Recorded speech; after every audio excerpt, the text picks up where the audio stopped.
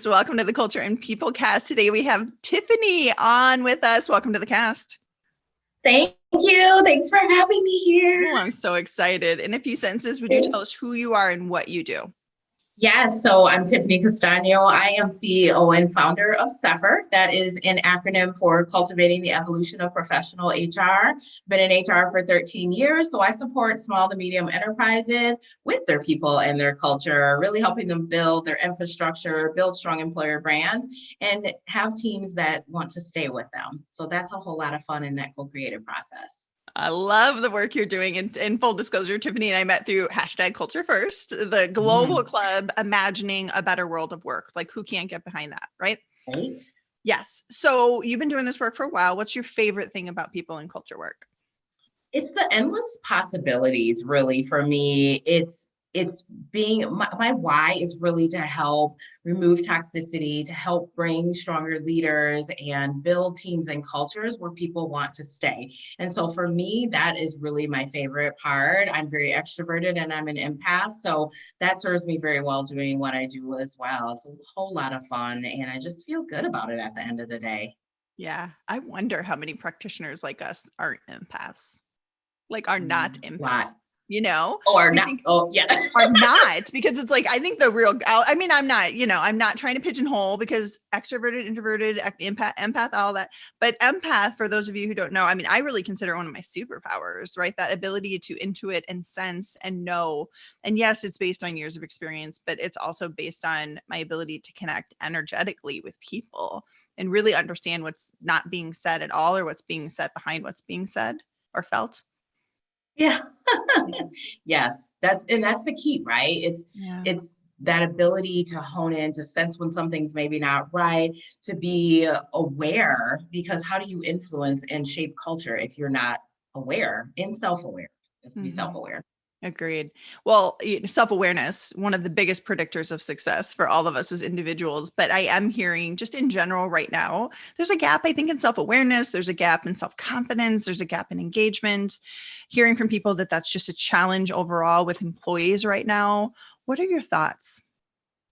I think it is a challenge. I think that we do ourselves a disservice if we pretend that it's not, but that's where there's opportunity for people like you and I and Culture First to really, other HR practitioners, to really get in there and to be able to roll up our sleeves to help right alongside with some of these things. It is a challenge, and I think that, it's definitely hard work, but it doesn't mean that with the right inputs, the right tools, the right people, that we can't do that. So I think a lot of the challenge comes where people think that it's supposed to be, or it's going to be so expensive, or it's going to take so much time. A lot of your basic principles of engagement and of culture are being a good person, are wanting to do the right thing. And those are the people that I love to have as clients and I love to work with. We want leaders that you don't have to like pull along, and that we're constantly trying to struggle to get the most and the best out of them. We want leaders who care about their people and who are even willing to relinquish a little control, who are going to follow up, who are going to like not blow off their employees one-on-ones, and really show up for their team and have their back and give them the autonomy and the environment to flourish. Agreed. Because as much as I preach that it's up to the individual to own their time, their talents, and their voice, and I love a good intrapreneur, at the same time, there's a big responsibility on the employers to provide the ecosystem that we can thrive in. And I get that that's hard because there's so many different types of people, but that's still our work. That's still our commitment. When you come to work for me, I have a team of 4, it doesn't matter. I still have a responsibility to provide an ecosystem where you are nurtured and cared for, and where you can grow and thrive. Absolutely. Yeah. So let's get tactical, Tiffany. Somebody's listening to us and saying like, yeah, sounds really good. I hear this all the time. But what is something that a tactical habit or mindset, something that we could measure, that we could put into place tomorrow, that we could practice getting better at people and culture? And really it boils down to communication. So I feel like that's so overused, but talking to your people, understanding what they need and what they want, bringing them along in the vision and process. You're already having meetings anyway, so you might as well get the most out of them, which will help you get the most out of your team if you're building an agenda that serves your team. So, I said before, not blowing off your one-on-ones, like that makes a difference for people in that leadership domain. There's a lot of control that leaders have and a lot of power, influence, and authority there that they may not even realize they have and that they're giving away simply by not pouring into the process. And so bringing your team along with it, then, not asking just for somebody to, we're in a remote environment right now, many of us. So instead of like just expecting someone to be a placeholder in their seat just for the sake of doing so, it's really letting them own some of the work. And I would say, engagement, not treating engagement as ping pong and pizza, because a lot of times that's the thing. And we try to serve up all this culture, so to speak, for people, but it's not the practical piece. It's the day-to-day. How are you really embedding it? And how are you living out your values as an organization? And your team should be a part of that process. So those are some things that immediately come to my mind. Celebrating and elevating voices. Celebrating and elevating voices. And, I think a lot of people don't like the word power, but I do feel like leaders have it and they don't always yield it correctly, right? We yield it to sort of make people fall in line or monitor versus using it to encourage and support, right? Because that is our job as leaders. Give them the resources, support, and encouragement and direction that they deserve. And that's a big gap for most leaders and most organizations. Oh my gosh, yes. Yeah. Huge gap. And honestly, like some of our leaders are, unfortunately, I say this all the time, so people are probably tired of me saying it, but they do get left behind in the process because we're all so busy doing all the things. And we've left our leaders behind in the process. They require mentorship in order to lead a strong, high-performing, engaged team. So we have to pour into our leaders as well. Agreed. Yeah, they're not. Yeah. Thank you for that, because we're expecting, it's almost like expecting everybody to be a great parent. We didn't come with like these children didn't come with, user manuals or owner's manuals. I know people always joke about that, but a lot of the leaders don't get the right proper training or reinforcement themselves. And there's a huge gap. Those leaders are not being led by great leaders who are doing the same thing, right? I just interviewed a guy who's an internal leader inside an organization.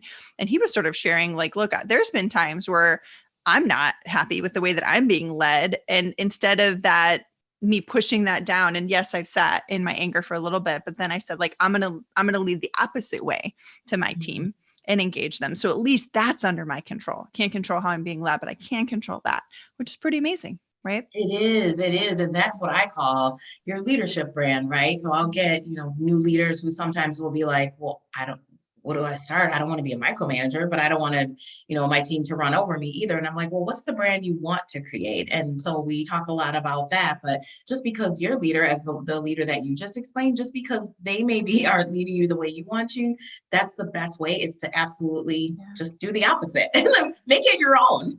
Yes, I agree. And asking, when you think about your leadership brand or any brand, I think it starts with the question, how do you want to make people feel? Right. Yes. And then ask yourself, right, if I want to make my team feel motivated or safe or whatever word that you use, then how are my behaviors reinforcing that? And I think that's when we really start to see the way we're spending our time as leaders is off. Right. So, you could get me started on this for a long time, Tiffany. So thank you. We'll be talking more anyway. I know. Well, thank you for all the advice. And you are doing some amazing things, not only on LinkedIn, but also Clubhouse. So we will be sure to include your Clubhouse link because you are blowing that up too. But let's do 2 quick questions here to wrap us up. I always love to do a shout out, like who else is doing some really good work in the ring around people and culture, making an impact? Yeah, so a couple people definitely come to mind. So Gil Cohen is my good friend over in Toronto, and he works a lot on employee experience, and he is just an amazing human, but really just comes with that psychological background. And it's been so great learning from him. And the beauty of that is he says, I learned from you too. And we've cultivated this beautiful friendship where we check in on each other every month, just as friends, and entrepreneurs. And it's just wonderful. The other person who I just adore is Brittany Lenhart. And she works tirelessly in this space. She's very candid when she talks about some of the things that, we could package a lot of things up in a pretty little bow and make it sound so marketing focused, but she really tells like how it is and paints a real picture, because these are the real struggles that people are having. And she's very candid about, this is the environment and this is how your employees are feeling, but she uses data to back that. Also a wonderful person, and I'm glad to have her back on LinkedIn because I missed her when she was out. I love it. I love it. We'll make sure to give them shout outs in LinkedIn and the other platforms too. So last question, what is a resource or maybe even a couple favorite resources that have advanced your own thinking related to people or culture? Yeah, so I have to give the shameless plug to Culture First. It's how we met, and I am enjoying some of the conversations going on Clubhouse. I love when we meet as leads. I absorb all things culture, and so Culture First, Culture Amp, I am just very grateful and learning so much already as being a new co-lead. Yeah. So alongside that, just meeting up with people like you, even if we weren't to be acquainted through Culture First, I love a good meaty conversation, and I love hearing from thought partners, not just in the HR discipline, all over. And I'm meeting people all over the world who are teaching me, who I'm learning from, who I'm able to share knowledge with. So just anyone really with a good thought partnership. So it might be a podcast, it might be a book, but I pull from so many different resources. Agreed. I think we just need to, our world shrunk and became a little bit more accessible this past year. And we went through a collective experience. So I feel like that this is the time, if anybody's ever wanted to expand their circle outside of their city, outside of even their country, like this is the chance to really broaden it. And specifically, I think Clubhouse is great at that because the algorithm doesn't stand in my way of being in a room with people from literally all over the world.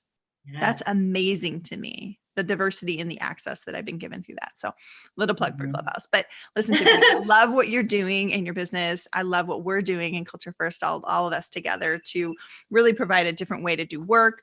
But thank you specifically for what you're doing for culture and people in the workplace. I appreciate it. Thank you too. You are rocking it out. Let's shout you out right now too. I will not miss that opportunity. And I'm so glad that we got to know each other, and I can't wait to get to know you better. I know. We're going to make some big things happen, right? Totally. All right, guys. Sending everybody peace and progress.